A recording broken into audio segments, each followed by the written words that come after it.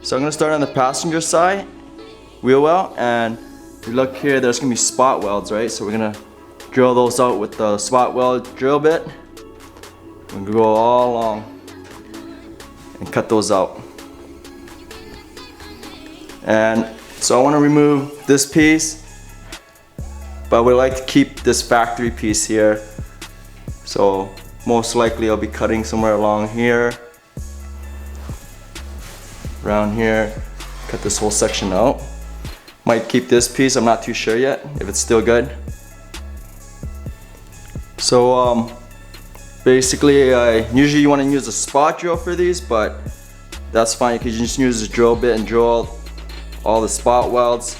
So we're gonna keep this piece, but this is coming out.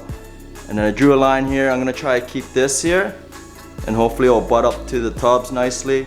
We'll cut all this out for now. All this is coming out. And then we'll do some trimming as we go and fit up and make it work. So here I have that old wheel well cut out.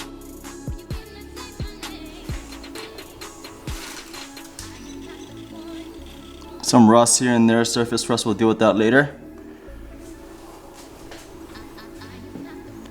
And eventually we'll probably have to trim some of this, all the excess stuff. I just don't want to cut off too much material. I want to make sure my tubs there will fit right up well, and then we'll cut off the excess. So next we're going to cut our trailer fender. There's two ways to do this. You can either cut it right down the middle, bring the piece up, test fit it, and keep trimming back until you get it where you want it.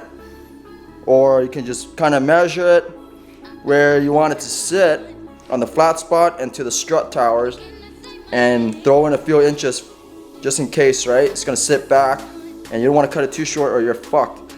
So I don't know, I figure about 26 inches from the bottom to here, and then same on that side. So we'll have two pieces out of here. So there's this piece here, it's called contour gauge, and you basically just put it where you want your strut to go. So you can see it's touching at the bottom there. And this will give you a rough idea how we're gonna get that curve on your fender, so you know how to trim it, and hopefully if it's done right, it'll fit up nicely. Now this part right here doesn't go all the way out because it's bottom out here, but it gives you an idea how to draw that line, because I want to bring my strut, my tubing, to the part of the strut right about out here, and we'll have a sheet of metal go over. So here's the fender. 26 inches is kind of excessive. I've been trimming it back to get it to the right length, to get it to sit kind of right. And here's that contour line that I transfer over from the gauge. And you're just gonna have to play around and get the lines you want. You just don't want to cut off too much material, because you can always trim it back, but adding material is just more work. So just figure it out and then cut it, test fit, cut it, test fit till you get it right. So here I got these holes that I drilled out earlier, and I'm gonna plug them now. And basically you get a piece of copper you put on the back side, and you just clamp it, and then when you weld, you're gonna weld on the metal here, and it'll roll off, but it won't blow through because you got copper back here, and the welds won't stick to the copper because it's a different type of metal. So yeah, that'll help you a lot, and then after you can just grind this down later.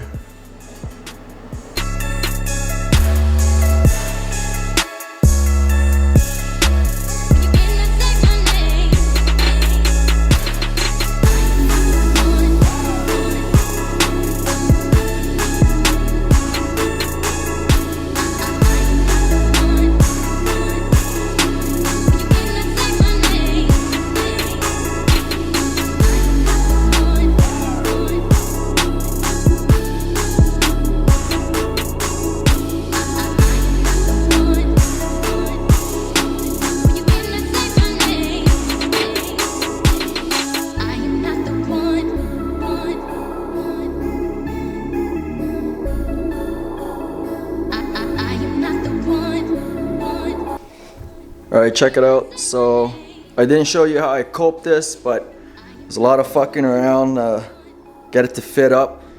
Most guys will actually cut out this whole piece here and then just lay a flat piece here. Much easier to do, but in my case I wanted to keep the original OEM hole here. So I had to do a lot of coping just to get it to go around in this groove, right? And then you get all this. Went up to here, got this all fitted up. New plate, because the other one was rotting out. And here's the plate. Used cardboard, stuck it there, went on the back side, outlined it, and then cut out this piece of metal. When fitting up, you want to have like a 2 mil gap or so, 2 or 3 mil.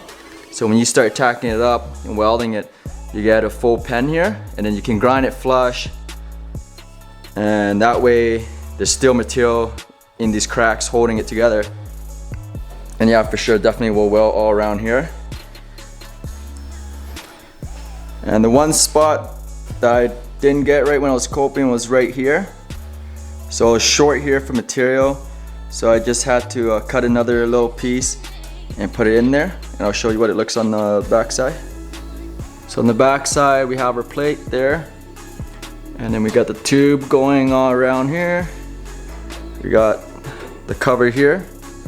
And this is what it looks like if you get a nice fit up.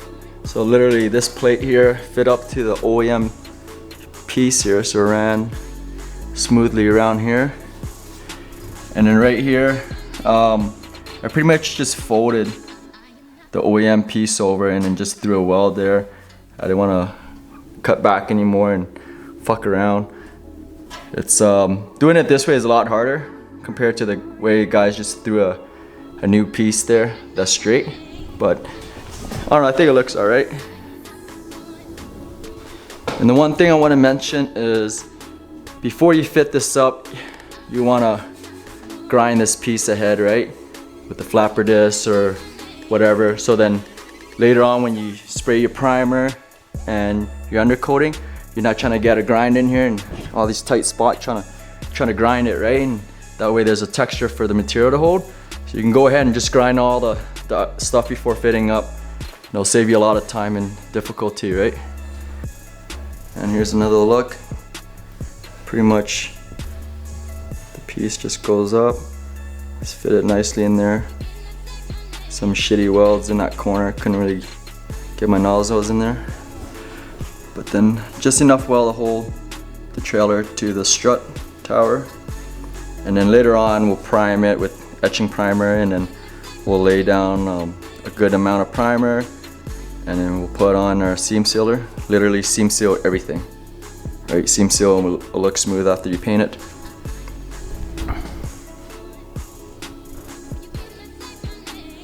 If you notice, all my welds are done on the back side. That way it's nice and clean there. I can put a thin layer of seam sealer later. Like I didn't bother throwing a weld here. As long as your weld is sufficient on the back side, it will hold together, right? But on here, definitely had to put a proper amount of welds just to hold all that together so she don't pop off. Alright, yo. So these fenders are done. It's fully welded out. This plate here, pretty fucking smooth. I'm pretty happy with it. Probably don't have to bondo that at all. Like, man, this is how straight it is, can get. You see there? Right? The welds used to be right along here, and it's cleaned down nice and perfect. And then the back side here, I stitch welded. And then, you know, welded here, that's gonna get seam sealer. Other than that, this is what you want. I mean, some guys will, you know, do whatever and then they'll just bondo it. That works too, but I don't know, if you can avoid putting bondo there, it's better. Might have to put some high filler primer, block it nice, but I don't think there's any bondo required for this job. Even over here, look there, it's pretty straight. Same results.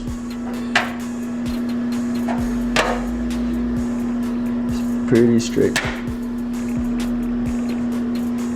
So when I'm welding these two, I literally do a little bit of weld here, little weld, go over this side, repeat, and I'm jumping left and right constantly, so it gives the metal a chance to cool down, so it doesn't warp and then distort the crap out of the metal. But yeah, on that solid weld here, that's gonna get seam sealer and hopefully it'll look real smooth. And then for the bottom here, on the back side, I stitched it, and then I'll just seam sealer here later. That's the back side. Pretty much the welds are blended down. Not too picky about the back side here, because that's gonna get thick coat of underbody coating. But it's fully welded, grinded down clean. And that's the fitment, the coat. So it looks from the side. Lots of wheel space clearance here.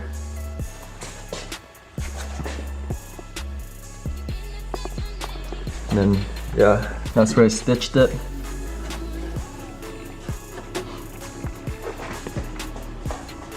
Keep the OEM holes for my harness and such.